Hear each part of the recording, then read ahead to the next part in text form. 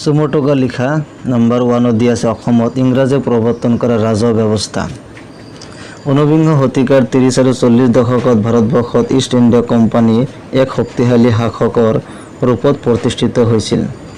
বিভিন্ন কায়দাৰে প্ৰশাসন যন্ত্ৰ নিজৰ হাতলৈ অনাৰ পিছত এক নতুন ৰাজহ ব্যৱস্থাৰে অৰ্থনীতি নিজৰ দখললৈ আনিবলৈ সক্ষম হৈছিল। নতুন ৰাজহ ব্যৱস্থাত চৰকাৰখনে কেৱল কৰকাতল সংগ্ৰহ কৰাতে গুৰুত্ব দিছিল। দৰিদ্ৰ প্ৰজাৰ দুখ দুৰ্দশা মোচন কৰিবলৈ কোনো পদক্ষেপ গ্ৰহণ কৰা নাছিল। মুদ্ৰা বা টকাৰ মাধ্যমত কৰ কাতল সংগ্ৰহৰ ব্যৱস্থাই অসমীয়া প্ৰজাৰ অৱস্থা অধিক শোচনীয় কৰি তুলিছিল। মুদ্ৰা অৰ্থনীতিয়ে অসমত সুদখোৰ মহাজন শ্ৰেণীৰ সৃষ্টি কৰিছিল আৰু প্ৰজাই এই মহাজনসকলৰ পৰা টকা ধাৰ লৈ ব্ৰিটিছক ৰাজহ দিছিল। ব্ৰিটিছৰ ৰাজহ ব্যৱস্থাই জনসাধাৰণৰ মনত তীব্ৰ অসন্তুষ্টিৰ সৃষ্টি কৰিছিল। মণিৰাম দেৱান। মণিৰাম বৰভাণ্ডাৰ বৰুৱা অসমৰ পুৰণি অভিজাত বংশৰ লোক আছিল। তেখেতে মানসকলৰ দ্বাৰা হোৱা অসম আক্ৰমণত অসমীয়া জনগণে সন্মুখীন হোৱা দুৰ্গতিৰ লগতে 1826 চনত কেনেকৈ অসমখন ব্ৰিটিছৰ অধীনলৈ গৈছিল তাৰ সাক্ষী আছিল। প্ৰথম অৱস্থাত তেওঁ ব্ৰিটিছ শাসনৰ বিৰোধী নাছিল। ব্ৰিটিছৰ অধীনতে তেওঁ চিৰস্তাদাৰ আৰু পেছলৈ দেৱান হিচাপে নিযুক্তি পাইছিল। কিন্তু পৰৱৰ্তী সময়ত ব্ৰিটিছ মালিকাধীন অসম টি কোম্পানীত যোগদান কৰে। কিন্তু চৰকাৰৰ পৰা বিভিন্ন দিশত পাবলগীয়া সা-সুবিধা কিছুমান নোপোৱাত তেওঁ চৰকাৰৰ ওপৰত খড়গহস্ত হৈ পৰে। অৱশেষত সিদ্ধান্ত ল'লে যে ব্ৰিটিছ শাসনৰ অধীনত তেওঁৰ জীৱনৰ উন্নতি নহয় আৰু সেয়া সম্ভৱ হ'ব পাৰে কেৱল আহোম ৰাজতন্ত্ৰ পুনৰ প্ৰতিষ্ঠা হ'লেহে। তাৰে পৰিপ্ৰেক্ষিতত তেওঁ অসমৰ পৰা ব্ৰিটিছ শাসন অফুৰাই আহোম ৰজা পুৰন্দৰ সিংহৰ নাতি কন্দৰ্পেশ্বৰ সিংহক সিংহাসনত প্ৰতিষ্ঠা কৰি আহোম ৰাজতন্ত্ৰ পুনৰ প্ৰতিষ্ঠা কৰাৰ সপোন দেখিছিল। অভিজাত অসমীয়া শ্ৰেণীৰ দুখ দুৰ্দশাৰ সম্পৰ্কে বহুবাৰ চৰকাৰৰ ওচৰত অৱগত কৰাৰ পিছত বিফল হৈ তেওঁ সম্পূৰ্ণ ইংৰাজ বিৰোধী হৈ পৰে। যিহেতু তেওঁ নিজৰ সীমাবদ্ধতা জানিছিল, সেয়েহে তেওঁ ব্ৰিটিছৰ বিৰুদ্ধে সন্মুখ সমৰলৈ নগৈ 1857 চনৰ প্ৰথম ভাগত কলিকতালৈ যায় আৰু কন্দৰ্পেশ্বৰ সিংহক ৰজা পাতিবলৈ চৰকাৰক এখন আৰ্জি পেছ কৰে। কিন্তু বংগদেশৰ লেফটেনেণ্ট গভৰ্ণৰৰ সাক্ষাৎ লাভ কৰিবলৈ সক্ষম নহ'ল। কলিকতাত থকাৰ সময়ত দেশজুৰি আৰম্ভ হোৱা চিপাহী বিদ্ৰোহৰ বিষয়ে জানিব পাৰি লগে লগে অসমতো ব্ৰিটিছ সৈন্য বাহিনীত থকা ভাৰতীয় সৈন্যৰ সহযোগত বিদ্ৰোহ কৰে ব্ৰিটিছ শাসন উফুৰোৱাৰ কথা চিন্তা কৰিলে। তেওঁ কলিকতাৰ পৰাই কিছু গোপন পত্ৰ যোৰহাটত থকা কন্দৰ্পেশ্বৰ সিংহ আৰু অন্য বিশ্বাসী লোকলৈ প্ৰেৰণ কৰিছিল। পৰিকল্পনা মতে আহোম ৰজা কন্দৰ্পেশ্বৰ সিংহৰ অধীনত থকা অসমৰ চিপাহীসকলে দুৰ্ভাগ্যক্ৰমে 1857 চনৰ ছেপ্টেম্বৰ মাহত ব্ৰিটিছ বিষয়া কেপ্টেইন হলৰডে মণিৰাম দেৱানে লিখা বহুকেইখন চিঠি ধৰা পেলাবলৈ সক্ষম হয়, য'ত ইংৰাজৰ বিৰুদ্ধে কৰা ষড়যন্ত্ৰৰ কথা উল্লেখ আছিল। অতি কম সময়ৰ ভিতৰতে কলিকতাত আত্মগোপন কৰি থকা মণিৰাম দেৱানক ইংৰাজে বিচাৰি উলিয়ায় আৰু আলিপুৰ জেইলত কেইমাহমান ৰাখি যোৰহাটলৈ পঠিয়ায়। অৱশেষত চৰকাৰে 1858 চনৰ 26 ফেব্ৰুৱাৰীত পিয়লি বৰুৱাৰ সৈতে তেওঁক ফাঁচি দিয়ে। ফুলগুৰি ধাৱা। 1861 চনত সংঘটিত ফুলগুৰি ধাৱাক অসমৰ ইতিহাসৰ এক গুৰুত্বপূৰ্ণ বিদ্ৰোহ হিচাপে বিবেচনা কৰা হয়। ব্ৰিটিছৰ শোষণাত্মক অৰ্থনৈতিক নীতিৰ বিৰুদ্ধে গঢ়ি উঠা এলানি কৃষক বিদ্ৰোহৰ ভিতৰত এয়া প্ৰথমটো বিদ্ৰোহ আছিল। ব্ৰিটিছ চৰকাৰৰ আফুখেতি বন্ধ কৰাৰ আদেশটোৱে ইয়াৰ কাৰক আছিল। ব্ৰিটিছসকলে তিৱা জনজাতিৰ লোকসকলক আফিং বা কানিৰ উৎপাদন আৰু বিক্ৰীৰ ক্ষেত্ৰতো নিষেধাজ্ঞা আৰোপ কৰিছিল। কিয়নো তেওঁলোকে ব্ৰিটিছে নিজে কানি বিক্ৰী কৰিবলৈ লৈছিল। এই নিষেধাজ্ঞাই তিৱা জনজাতিৰ লোকসকলক যথেষ্ট প্ৰভাৱিত কৰিছিল আৰু তেওঁলোকে নগাঁৱৰ ওচৰৰ ফুলগুৰি নামৰ গাঁওখনত বিদ্ৰোহ সংগঠিত কৰিছিল। বিদ্ৰোহীসকলে নগাঁৱৰ সহকাৰী উপায়ুক্ত লেফটেনেণ্ট সিংগাৰক হত্যা কৰিছিল। এই অপৰাধত বহুতো কৃষকক গ্ৰেপ্তাৰ কৰা হয় আৰু হেজাৰজনক স্থায়ী কাৰাগাৰত কেইবামাহ বন্দী কৰি ৰখা হয়। লাচিমৰ কৃষক বিদ্ৰোহ। 1860 চনৰ পৰা 1894 চনলৈ অসমত সংঘটিত হোৱা এলানি কৃষক বিদ্ৰোহৰ ভিতৰত এক গুৰুত্বপূৰ্ণ বিদ্ৰোহ আছিল। 1894 চনৰ জানুৱাৰীত কামৰূপ জিলাত সংঘটিত হোৱা লাচিমৰ বিদ্ৰোহ। লাচিমৰ কৃষক বিদ্ৰোহৰ প্ৰধান কাৰণ আছিল ব্ৰিটিছসকলে আৰোপ কৰা বৰ্ধিত হাৰৰ ৰাজহ। কৃষকসকলে খাজনা হেৰাস কৰিবলৈ ব্ৰিটিছ কৰ্তৃপক্ষৰ ওচৰত দাবী উত্থাপন কৰিছিল যদিও তেওঁলোকৰ দাবী মানি নললে। ইয়াৰ ফলত কৃষকসকলে বিদ্ৰোহৰ সূত্ৰপাত কৰে। উত্তৰ কামৰূপৰ বজালী অঞ্চলত লাচিমা অৱস্থিত।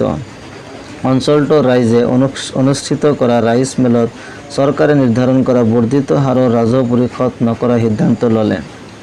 ৰাজহ সংগ্ৰহৰ বাবে যোৱা দুজন ব্যক্তিক বেয়াকৈ মাৰধৰ কৰাৰ ফলত তাৰে এজনৰ কিছুদিনৰ পিছত মৃত্যু হয়। পৰৱৰ্তী পৰ্যায়ত ব্ৰিটিছ কৰ্তৃপক্ষই প্ৰেৰণ কৰা নগৰ মহকুমা ডিপুটিয়ে ৭৫ জন লোকক আটক কৰি লাচিমা জিৰণি শিবিৰলৈ লৈ যায়। প্ৰায় ৩,০০০ কৃষকে শিবিৰটো ঘেৰাও কৰাত তেওঁ বন্দীসকলক মুকলি কৰি দিয়ে। এই বিদ্ৰোহৰ প্ৰধান নেতাসকল আছিল গোসাঁই দলৈ, পুষ্পৰাম কলিতা, দেৱীদত্ত শৰ্মা, জয়ন্তী বেজ, নিৰ্বাসা কলিতা আৰু মংগলু কলিতা। পথৰুঘাটৰ ৰণ। ব্ৰিটিছ চৰকাৰে কৃষকসকলক কৰা অৰ্থনৈতিক শোষণ আৰু অত্যাধিক কৰ আৰোপণৰ বাবে 1860 চনৰ পৰা 1894 চনলৈ অসমত এলানি কৃষক বিদ্ৰোহৰ সূত্ৰপাত হয়। ব্ৰিটিছৰ শোষণৰ বিৰুদ্ধে ফুলগুৰি, ৰঙিয়া, লাচিমা আদিৰ লোকে ইতিমধ্যে বিদ্ৰোহ ঘোষণা কৰিছিল। 1894 চনৰ জানুৱাৰীত পথৰুঘাটৰ কৃষক বিদ্ৰোহ সংঘটিত হৈছিল। এই অঞ্চলৰ কৃষকসকলে 1894 চনৰ 26 জানুৱাৰীৰ পৰা 28 জানুৱাৰীলৈ পথৰুঘাটত 3 দিনীয়াকৈ এক বৃহৎ ৰাইচ মিল অনুষ্ঠিত কৰি তাত সমবেত হোৱাৰ পৰিকল্পনা কৰিছিল। জিলাধিপতিয়ে এই সম্পৰ্ক অৱগত হোৱাত তেওঁ আৰক্ষী অধীক্ষকৰ সৈতে পুলিচ আৰু সামৰিক বাহিনীৰ এক বৃহৎ ফৌজ লৈ 27 জানুৱাৰীত পথৰুঘাটত উপস্থিত হয়। খাজনা নিদিয়া কৃষকৰ সম্পত্তি তেওঁলোকে বাজেয়াপ্ত কৰি আনে। এই ঘটনাত ক্ষুব্ধ হৈ ৰাজহ সংগ্ৰহ কৰিবলৈ যোৱা আৰক্ষী অধীক্ষক বেৰিংটনক প্ৰায় 200 জন কৃষকে আগুৰি ধৰে। তেওঁ কোনোমতে হাৰি আহি জিৰণি শিবিৰত উপনীত হয়। লাঠি আৰু বাঁহৰ কামিৰে সজ্জিত প্ৰায় 2000 গৰাকী উত্তেজিত কৃষকে জিৰণি শিবিৰৰ পিনে অগ্ৰসৰ হয়। সমবেত কৃষকসকলক নিয়ন্ত্ৰণ কৰিবলৈ ব্যৰ্থ হোৱাত উপায়ুক্ত বেৰিংটনক গুলীচালনা কৰিবলৈ নিৰ্দেশ দিয়ে। গুলীচালনাৰ ফলস্বৰূপে 140 জন কৃষকৰ মৃত্যু হয়, আনহাতে 150 জন কৃষক আহত হয়। অৱশ্যে চৰকাৰী হিচাপ মতে 15 জন কৃষকৰ মৃত্যু হয় আৰু 36 জন কৃষক আহত হয়। চৰকাৰে 36 জন কৃষকক গ্ৰেপ্তাৰ কৰি বিদ্ৰোহত জড়িত থকাৰ অভিযোগত বিচাৰ কৰে। আকলু শ্বেখ আৰু অন্য 6 জনক শাস্তি প্ৰদান কৰা হয় আৰু বাকী সকলোকে মুক্তি দিয়া হয়। অসমত কৃষক বিদ্ৰোহৰ গুৰুত্ব। 1826 চনৰ ইয়াণ্ডাবু সন্ধিৰ জৰিয়তে ব্ৰিটিছসকলে অসমৰ প্ৰশাসনৰ দায়িত্ব লাভ কৰে। ভূখণ্ডৰ গৰাকী হোৱাৰ পাছতে তেওঁলোক প্ৰৱৰ্তন কৰা ৰাজহ ব্যৱস্থাই অসমৰ কৃষকসকলক সম্পূৰ্ণভাৱে বিধ্বস্ত কৰে। তেওঁলোকে উচ্চ হাৰত ৰাজহ দাবী কৰিছিল আৰু মুদ্ৰাৰে ৰাজহ সংগ্ৰহৰ ব্যৱস্থা কৰিছিল, যিটো পৰিশোধ কৰাটো তেওঁলোকৰ বাবে কষ্টকৰ আছিল। ব্ৰিটিছৰ বিৰুদ্ধে সামগ্ৰিক অসন্তুষ্টিৰ ফলস্বৰূপে ৰাজ্যৰ বিভিন্ন অংশত এলানি কৃষক বিদ্ৰোহৰ সূচনা হয়। এনে কিছুমান বিদ্ৰোহ হৈছে ফুলগুৰি ধাৱা, নামনি অসমৰ বিদ্ৰোহ, ৰঙিয়াৰ বিদ্ৰোহ, লাচিমাৰ বিদ্ৰোহ, পথৰুঘাটৰ বিদ্ৰোহ। এই বিদ্ৰোহবিলাকৰ উল্লেখযোগ্য বৈশিষ্ট্য এয়ে যে এয়া সাধাৰণ জনগণৰ বিদ্ৰোহ আছিল, অভিজাত শ্ৰেণীৰ বিদ্ৰোহ নাছিল। দ্বিতীয়তে, ব্ৰিটিছ চৰকাৰে আৰোপ কৰা অত্যাধিক ৰাজহৰ বিৰুদ্ধে এই বিদ্ৰোহসমূহ সংগঠিত কৰা হৈছিল। ইয়াত ৰাজনৈতিক বা সামাজিক দিশ জড়িত হৈ থকা নাছিল। অৰ্থনৈতিক কাৰকৰ বাবেহে এই বিদ্ৰোহ সংগঠিত হৈছিল। তদুপৰি এই বিদ্ৰোহসমূহে ব্ৰিটিছ বিৰোধী যুঁজৰ অগ্ৰণী স্থানত সাধাৰণ জনগণৰ উত্থান দেখুৱায়। এই বিদ্ৰোহসমূহে ৰাজ্যখনত স্বাধীনতাৰ স্পৃহা বৃদ্ধি কৰে আৰু ইয়া ভৱিষ্যত প্ৰজন্মৰ বাবে প্ৰেৰণাদায়ক পটন্তৰ হৈ পৰে। টিকেন্দ্ৰজিৎ। মণিপুৰৰ ইতিহাসৰ এক অন্যতম বিশিষ্ট ব্যক্তি হৈছে টিকেন্দ্ৰজিৎ। তেওঁ মণিপুৰ ৰাজ্যৰ সেনাপতি হিচাপে কেইবাবছৰ ধৰি কাৰ্যনিৰ্বাহ কৰিছিল। তেওঁ এগৰাকী প্ৰকৃত দেশভক্ত আছিল, যিয়ে মণিপুৰ ৰাজ্যৰ কল্যাণৰ বাবে অৱদান আগবঢ়াইছিল। সেয়েহে ব্ৰিটিছৰ আশ্ৰিত ৰাজ্য মণিপুৰৰ আভ্যন্তৰীণ বিষয়ত হস্তক্ষেপ কৰাৰ প্ৰয়াস কৰোঁতে তেওঁ ব্ৰিটিছসকলৰ বিৰোধিতা কৰিছিল। অৱশেষত তেওঁ ৰাজ্যখনৰ ব্ৰিটিছ বিৰোধী আন্দোলনৰ নেতা হৈ পৰে। মণিপুৰে ৰাজ্য নিয়ন্ত্ৰণৰ বিষয়তে ব্ৰিটিছে তেওঁক প্ৰতিবন্ধী হিচাপে গণ্য কৰিলে।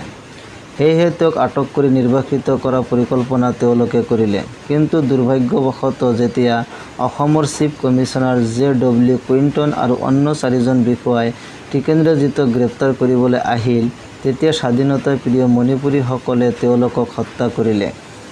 অৱশ্য পৰৱৰ্তী পৰ্যায়ত ব্ৰিটিছে টিকেন্দ্ৰজিতক আটক কৰি ব্ৰিটিছ বিৰোধী কাৰ্যকলাপৰ বাবে দোষী সাব্যস্ত কৰি ৰাজহুৱাকৈ ফাঁচি দিলে। শক্তিশালী ব্ৰিটিছৰ বিৰুদ্ধে তেওঁৰ সংগ্ৰাম আৰু সাহসিকতাপূৰ্ণ দেশভক্তিৰ কাহিনী হিচাপে স্মৰণীয় হৈ ৰ'ব।